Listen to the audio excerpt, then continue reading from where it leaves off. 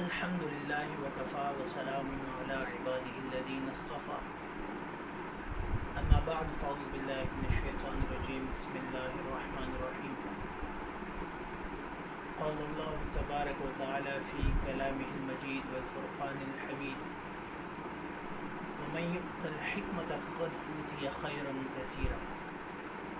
وقال النبی صلی اللہ علیہ وسلم من يرد الله به خيرا يفقهه في الدين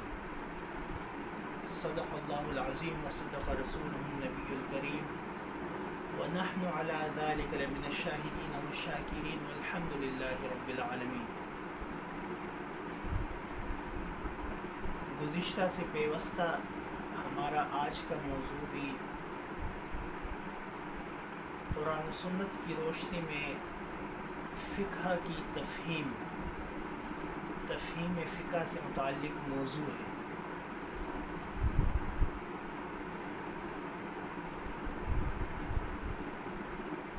فقہ عام طور پر ایک اصطلاح استعمال ہوتی ہے جس سے مقصود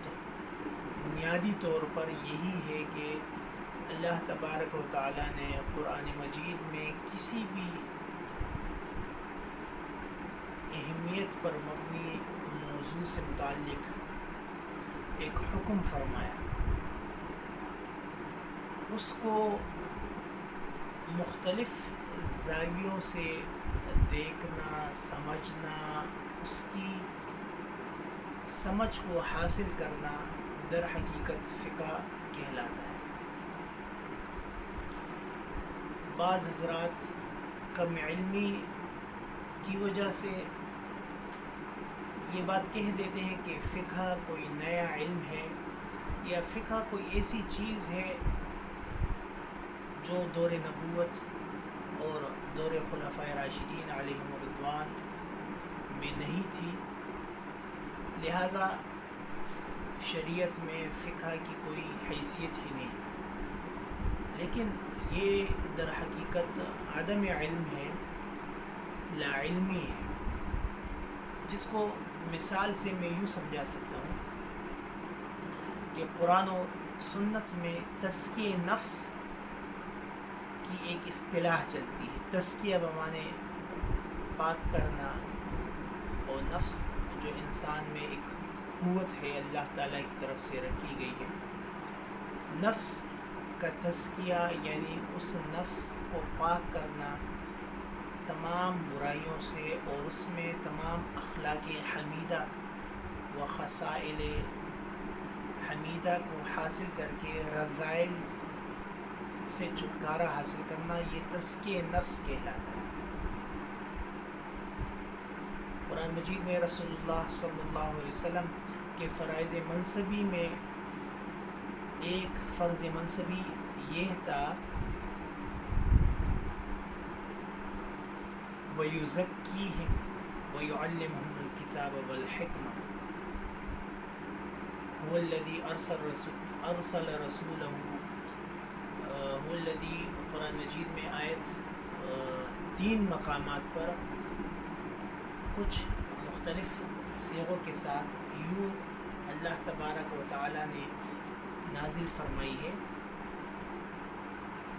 کہ وَيُزَكِّيهِمْ کے نبی کے فرائض منصبی میں سے ایک ہے کہ یہ نبی صلی اللہ علیہ وسلم تزکیہ کرے گا مومنوں کا، وَيُعَلِّمُهُمُ الْكِتَابَ وَالْحِكْمَةَ، اور ان کو کتاب و حکمت یعنی قرآن مجید اور سنت کی تعلیم فرمائے گا۔ یا قرآن مجید میں اللہ تبارک و تعالیٰ نے دوسری جگہ فرمایا قد افلح من تزکا، تحقیق فلاح پا گیا جس نے تزکیہ کیا یعنی پاکی حاصل کی۔